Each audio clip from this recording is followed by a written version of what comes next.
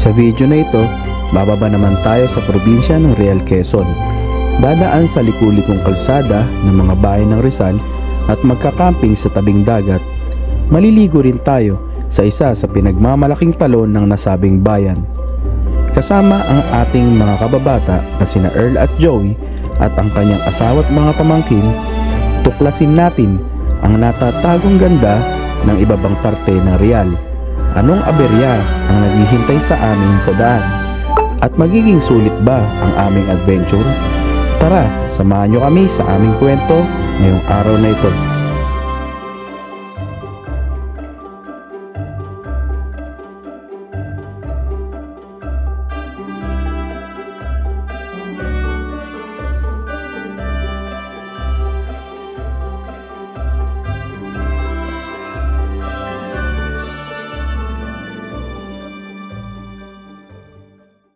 Sabado, ika-25 ng Enero. Lumuwas tayo ng Maynila para daanan ang aking mga kababata na makakasama sa ating camping ngayong araw.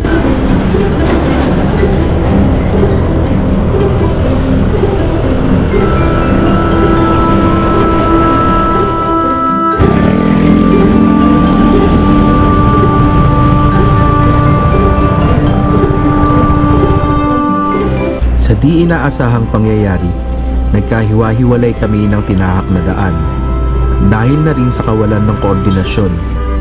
Kaming dalawa lang ni Joey ang magkasama sa daan habang ang iba ay may kanya-kanya ring rutang sinunod. Tinahak namin ang ruta ng Antipolo, Teresa, Morong hanggang makarating kami sa bayan ng Pililya. Anong lugar to, kuya? Pililya. Pililya. Si Kuya Joey nga pala. Ayan. O, bago natin kasama mga kababata natin, si Ate Saray, asawa niya. Nagkanya-kanya ng landas kasi. Oo. Isa kumaliwa, isa kumaliwa. Yung isa, dumiretso pa Cubao. Kasi kami, parisal kami. Nagkano kami, nagkaimta. Ayan. Ayun, tingnan natin kung mayantay natin sila dito kasi hindi tayo pwedeng gabihin dito sa lugar na. Kaya nga eh. Ano oras na ba? 4:15 na, kuya. Nako, 4:15 na. Nandito Umalis kami. tayo ng 2:30 kanina sa Maynila. Kaya nga, 2:30 kami umalis Maynila. Ayan, nandito kami sa Arco na Red Doors. Sigurado natin tayo. Panalasing ba tayo dyan?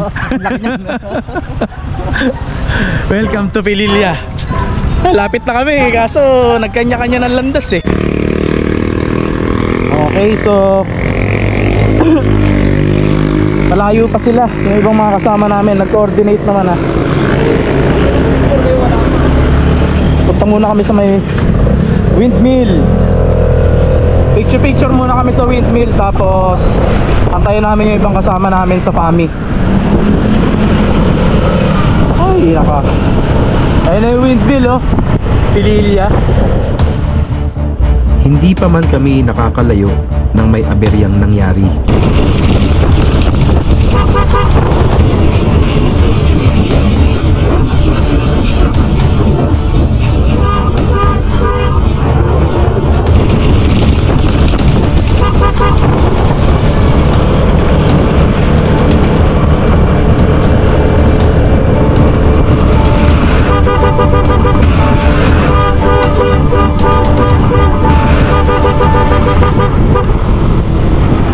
Plat, sumabog gulong mo.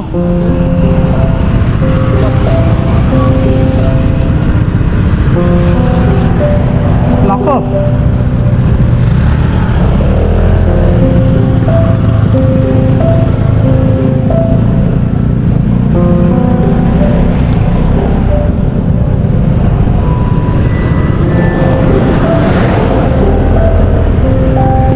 Aberya pa.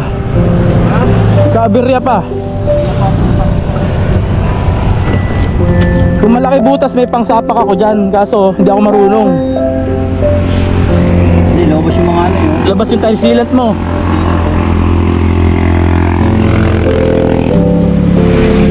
Hindi, may mga kain dyan. Ah, may bayan na ba dyan?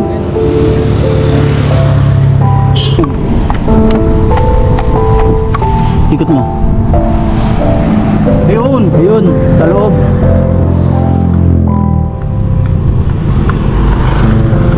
Sa loob eh. Pirelli pa naman to. Ano, Pirelli Angel to, no? Oo. Pares tayo gulong eh. Ayun o. Makakain ng pansapa kuya.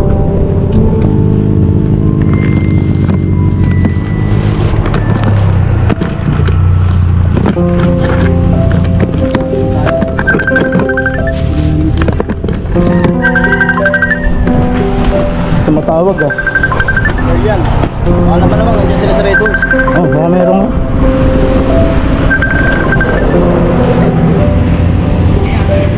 Early morning! Nasabugan si Giawi ng ano, ng long. Ayan na, nagsasapak na kami dito. Buti may dala ako pansapak dito eh, hindi lang ako marunong. Diskartehan mo na lang. Diskartehan mo na lang ng pagsingit-singit. Ayun.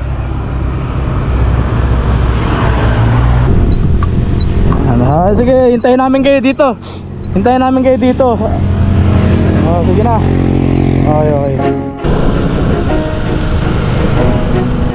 Dahil sa aberyang nangyari, minabuti na muna namin maghanap ng vulcanizing para ipasuri ang kondisyon ng gulong.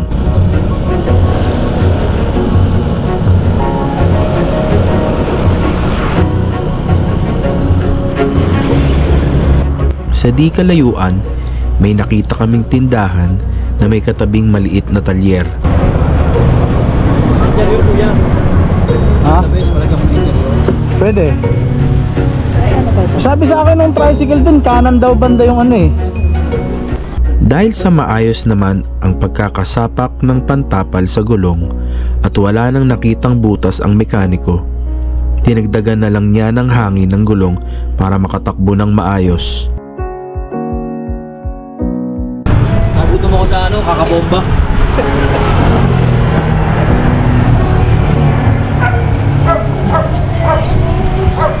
Ang bomba ng bike yung gamit ko eh. Makakalay ka talaga dun eh. Pagkatapos nun at habang inaantay ang koordinasyon ng aming dalawang kasama, minabuti na muna namin magmerienda ng pansit canton.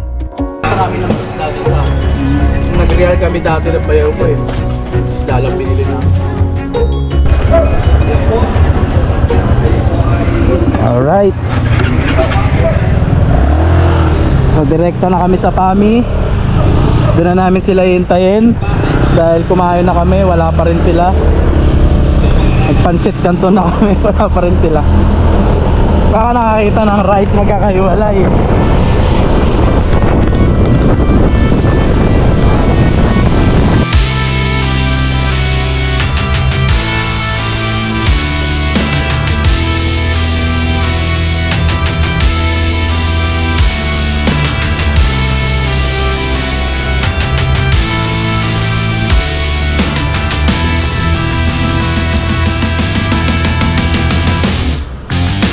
Sit back, enjoy the ride. We're on our way. One track, no turning back. Forget yesterday. Unknown destination, aiming for the sky. So high, so high, so high. Killing frustration. We're doing it all to survive the nightfall. When you fight against the time and you're about to lose your mind, it's easy to cross the line. There's no answer as to why when you look death in the eye. Either you live or you die. Start. Hindi nagsasali.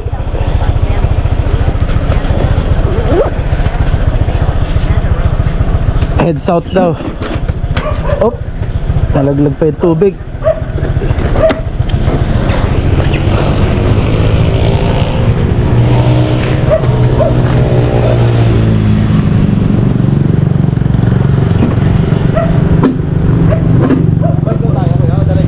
Balik. Balik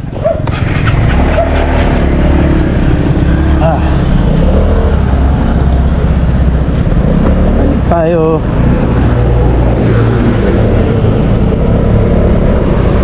Ay, ang dilim na. Wala wala nang makita sa daan. Lumagpas pa kami. Ang pupuntahan kasi namin sa may Balagbag Falls. So meron pang 4.5 km yung nilagpasan namin. At dito na rin naman tayo. Ito na yung Balagbag Falls, oh.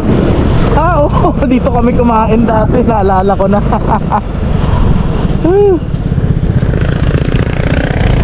Napuntahan ko na to. Napuntahan ko na to dati. Nung nag-loop kami ni Bayaw. Ano yan? Ating rental yun, dito tayo sa camping. Maraming camping. Yung ano tent,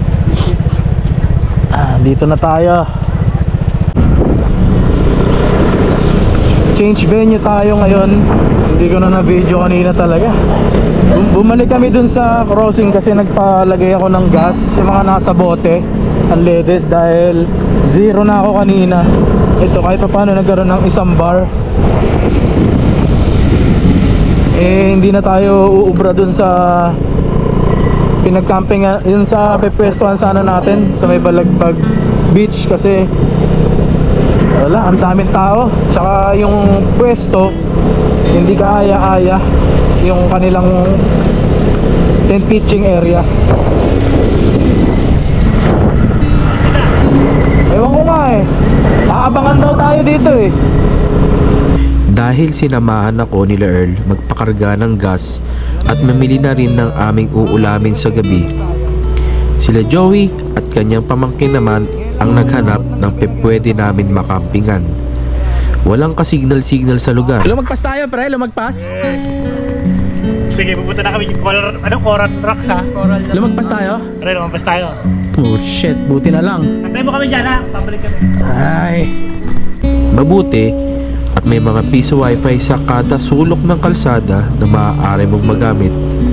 At doon na namin nakontak sila Joey kung saan sila nakahanap ng aming matutuluyan. Nalagpasan na pala namin. Nandito tayo ngayon sa Coral Rocks Cottages. Oh, layo namin, layo na nilagpasan namin. Yan, kanan. Mas tahimik dito. Ito, nakapag-set up na yata sila Jiawi ah.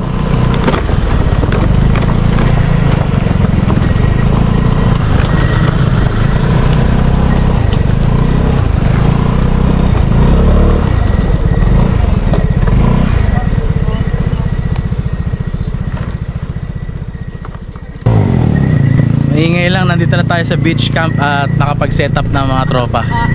Ayan o. Dito tayo pepwesto ngayon. Ginabi na kami kasi naghanap pa kami ng tahimik na camp dito dahil yung unang napuntahan namin ang daming tao tapos may mga nagbibidyoke. So dito tayo sa tahimik. Yun nga lang, syempre tabing kalsada, medyo may ingay-ingay. Hindi ko na binidyo yung setup ko. At ayan o. Okay naman eh. Tayo ng tarp si Kuya Joey dito. Ito, ilaw ko. Tent nila, mga tent dito. Yan. Tayo, nakaitim tayo na tent so hindi nyo makikita. Bukas na ng umaga. Ito. Yan, lapitan ko na para makita nyo yung loob. Ayan. So ito yung ating setup. Simple lang kasi biglaan naman to eh. Ginabi na tayo dito sa bukas, nakalimutan ko yung pangalan na itong beach, ano na to eh. Bukas ko na lang ano, kasi pakikita. Ibuti natin to. So, wala naman tayo magagawa ngayong gabi kundi mag-iinom lang at magbabanding pentuhan.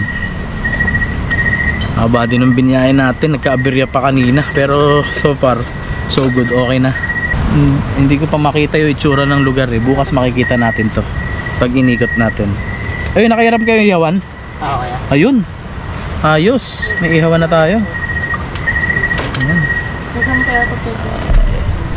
Kailangan ng ano dyan? Kailangan ng... Hindi, may ilaw. Yung ilaw kukunin nyo muna yan, no? Ayan, no? Nakasabit. Pansamantalang naging abala ang lahat sa paggagayak ng mga lulutuin para sa hapunan.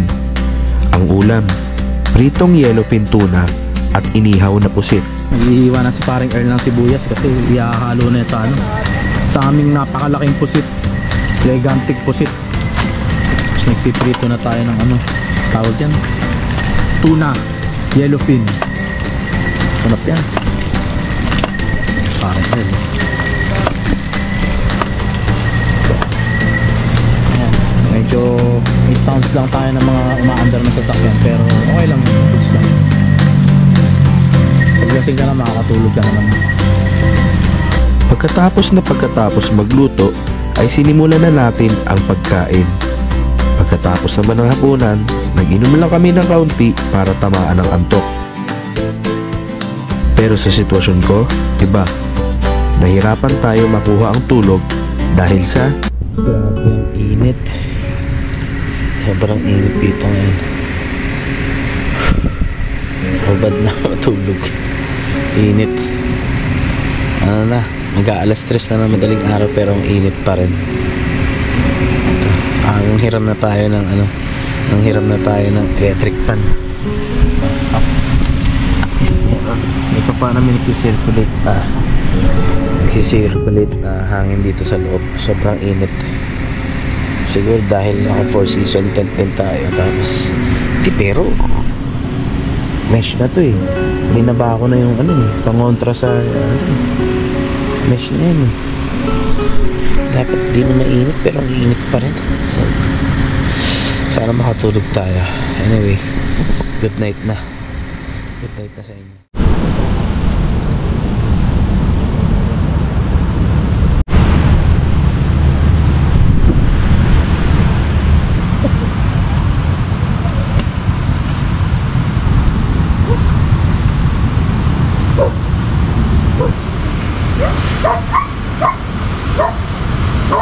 Morning good. Ito.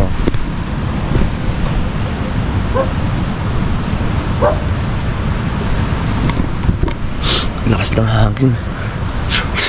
Ay, bangon na tayo. Uy. Ayos to ah.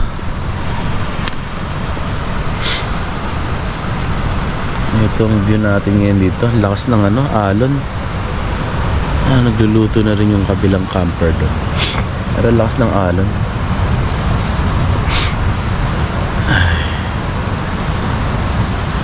Labas muna tayo. Natulog tayo, siguro mga 3 oras. Ang lakas ng hangin. Tara, labas tayo. Wala pa yung ano ko, headband ko. Kaya ako nag-headband kasi matakas tong airline ka. Lugar oh.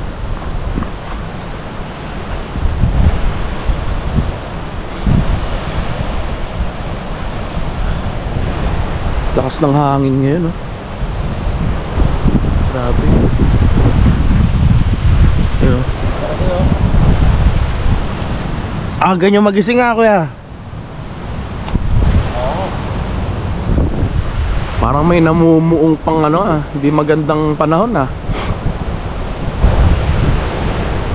Parang uulan pa.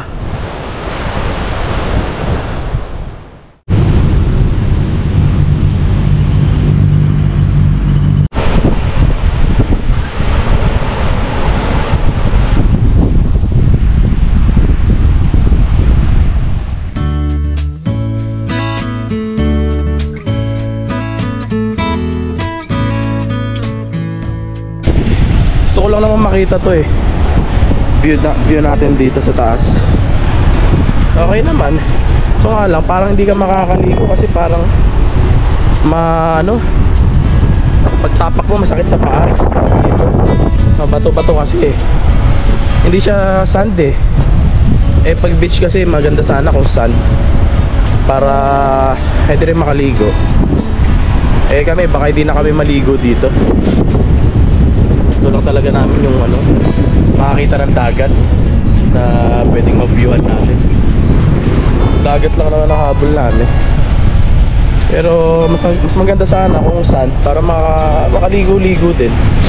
Masakit sa payan, kagaganyan. Ayan o. Sisikat lang ng araw. Siguro mag-aalas 8 na ng umaga. Ikat lang. Ganda. Ganda ng ano, dagat. Ito lang talaga yung camp natin, maliit. Tsaka para siyang backyard ng bahay. Kaya kung ano ka siguro dito, kung yan, mga family pwede mag staycation dito. Yan ang maganda dito, mga staycation, ganyan. Maganda dito kung staycation. Pero as a camper, hindi ko masabi na magandang mag-pitch ng tent sa ganito eh. Dahil siyempre ang hapon natin is parang yung mga dati na mga kinakampingan natin, gano'n na gano'n lang ano, ang vibes ba. Parang ano siya talaga, parang bahay. Pero okay naman, wala naman problema.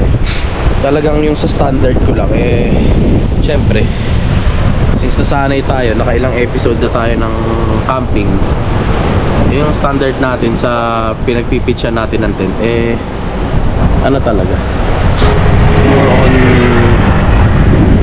parang malayo sa kabihas na ang dating. Pagkabangon ng iba, agad na kaming kumain ng almusal na kanin, itlog, hotdog at longganisa dahil maya-maya ay bibisitahin natin ang Balagbag Falls na malapit lang naman dito sa ating tinuluyan. Dapat na ba? Dapat na, mag-invest. Dapat na. Ito. Tayo sa Balagbag Falls. Third time ko na dito yan eh. Mga kasama. Oh, kaway-kaway na kayo dyan oh. Dapat na mag-invest sa scatter. Dapat na ba mag-invest si paring Earl? Dapat na ba mag-invest si Jerk? Dapat na mag-invest si paring Earl. Masama sa buhay ng tawang scatter. Dapat ano lang tayo, mga camping lang. Bridge scatter. Wow. Wow. Yan, pwede na nga dito eh. Pwede na dyan.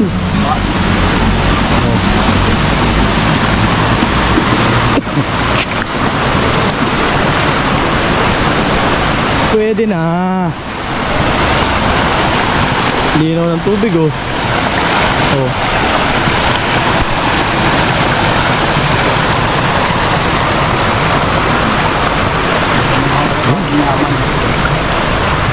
Probinsya ng Quezon. Yun. Nagbablog din si Kuya Jiawi ah. Vloggerist ka na ba? Yun. Sargento Balagbag.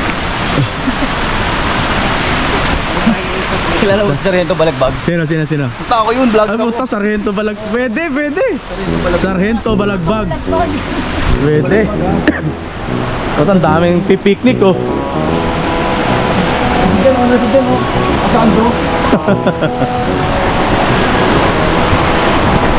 Trekking dito mga ano lang naman, 2 minutes lang.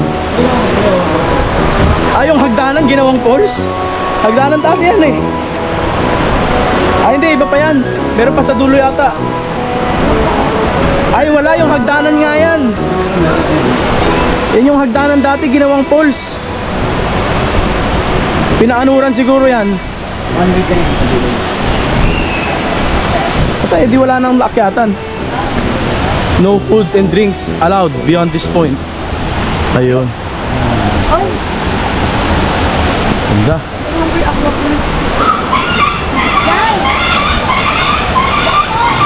Balagbagat tayo. Gagi yun, nananakit ah.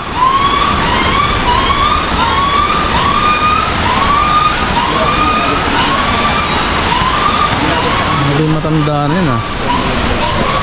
Nakit ng aso. Magre-relax lang ako dyan. Hindi ako maliligo eh. Wala akong dalang damit eh. Saan naman tayo uwi? Ha? Saan tayo uwi? Puta, patay tayo dyan. Lalimigin tayo. Pakino, ang labot ng ano.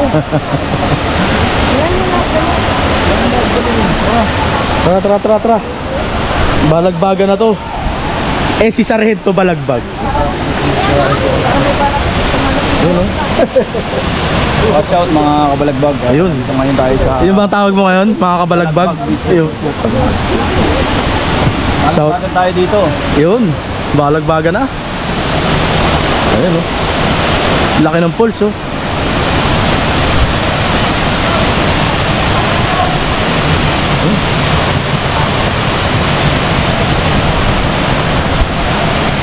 Sige po.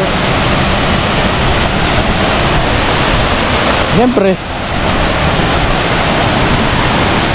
Yun.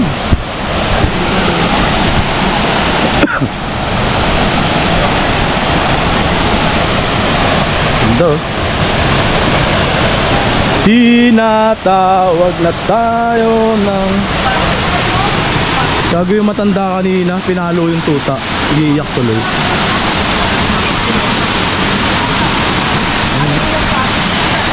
Ganda. Ayun o. Takas. Dati, wala to. Pagdan. Talagang trekking to. Unang punta namin, 2022 at 2021. Ngayon, madali na lang umakyat dito. May mga picture ako dito eh. Nakurap lang yung aking ano. Nakurap lang yung aking external hard drive. Kaya hindi ko ma-access yung mga ano ko. Napakadami. Ano pa naman yun? 2 terabyte. Ang dami, puno-puno na yun ng mga memories. Hindi ko na ma-access. Pati yung mga video namin na misis ko. Ito, ang ganda oh. Ingat lang, madulas talaga at matatalim ang bato.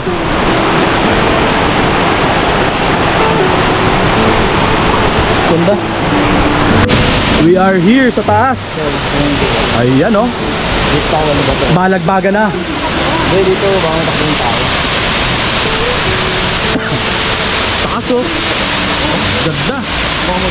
Balagbag. Dami tao.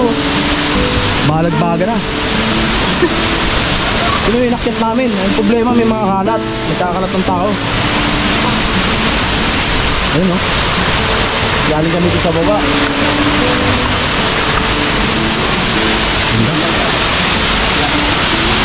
Mababaw lang ata eh o. Mababaw lang. Ay, go Lina. Ang tao gusto mo. Mababaw lang. Ganda. Malalim ba kuya? Malalim? Kaya nga. Malalim na ito nang di ma-direct na yung pulse dyan. Ah, mababaw. Parang malamig eh.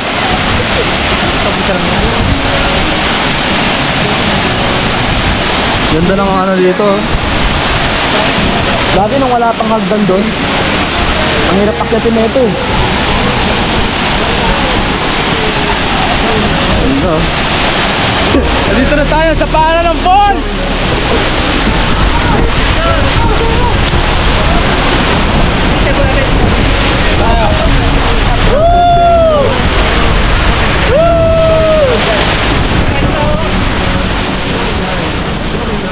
This is all we got. Show me love. Show me love. This is all we got. Show me love. Show me love. This is all we got. Show me love. This is all we got. Show me love. Show me love. Show me life. Show me love. This is all we got.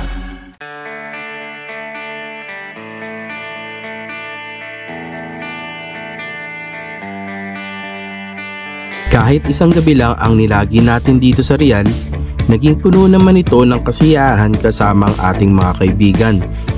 Bukod sa camping, yung road trip at side trip natin ang nagdala ng araw para masulit at ma-enjoy natin ang adventure ngayong linggo.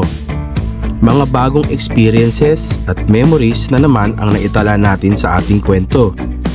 Marami pa tayong lalakbaying lugar para sa ating mga road trip and motocamping adventures. May mas matitinding long and endurance rides pa tayong haharapin para sa mga susunod na camp. Ang mahalaga, nabubuhay tayo sa kasalukuyan at nag-e-enjoy tayo sa bawat kwentong itinatala natin sa aklat ng ating buhay. promise, and I know that I will make you